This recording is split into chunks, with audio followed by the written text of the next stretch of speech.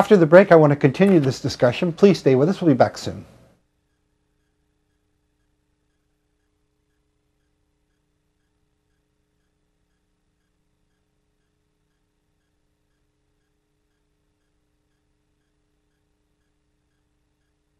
And try to convert people, then have these quotas, how many churches they built, how many people they converted, and go back and collect some more. So I think that also the target of conversion is the Hindu, is not any other religion. They convert Hindus only, and to some extent the Pope also gave that direction when he came to India in 1999, that India is a country which Christians regard as a legitimate base for conversions. And of course one can't blame him for that, because Christianity does believe in proselytization, whereas we Hindus don't believe in it.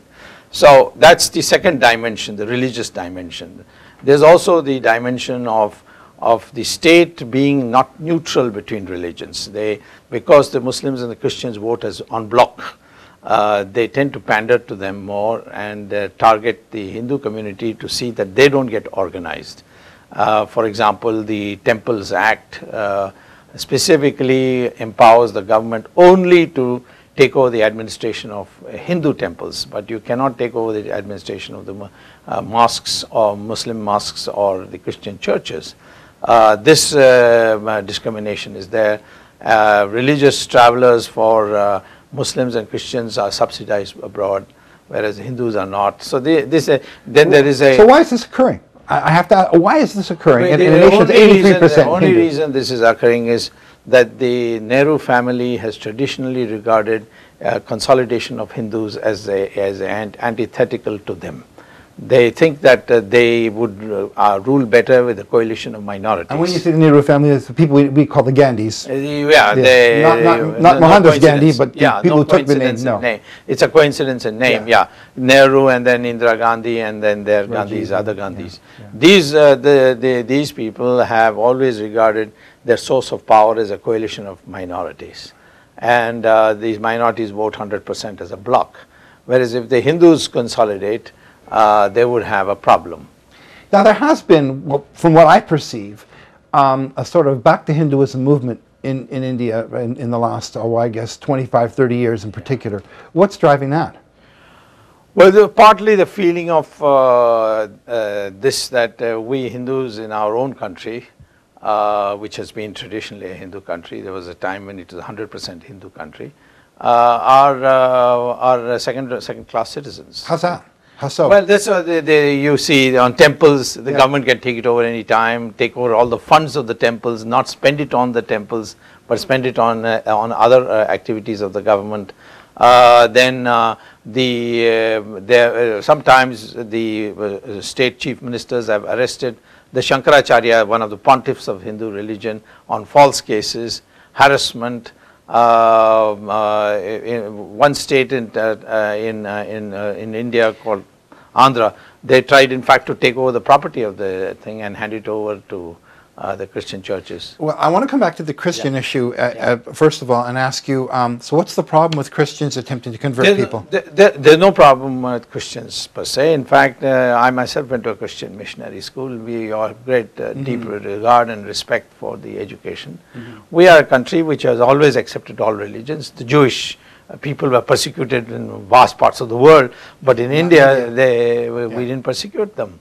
And what we do feel is that this new crop of entrepreneurial Christians who come, who come there with their jumbo jets and plane, and then hold galas and then try to claim that they are converting people, offer people scholarships to study in the West, jobs, employment, so on. It's a kind of induced conversion, and we think that's bad.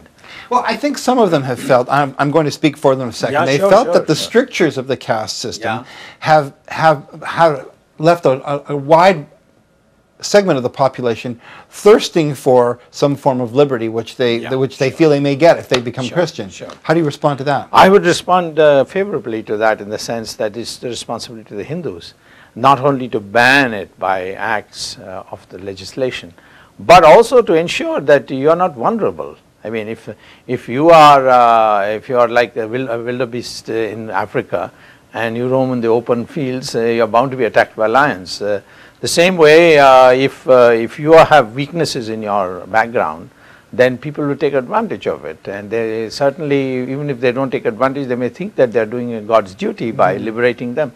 I have no quarrel with that. I think that we should. At the same time, it is not only the caste factor.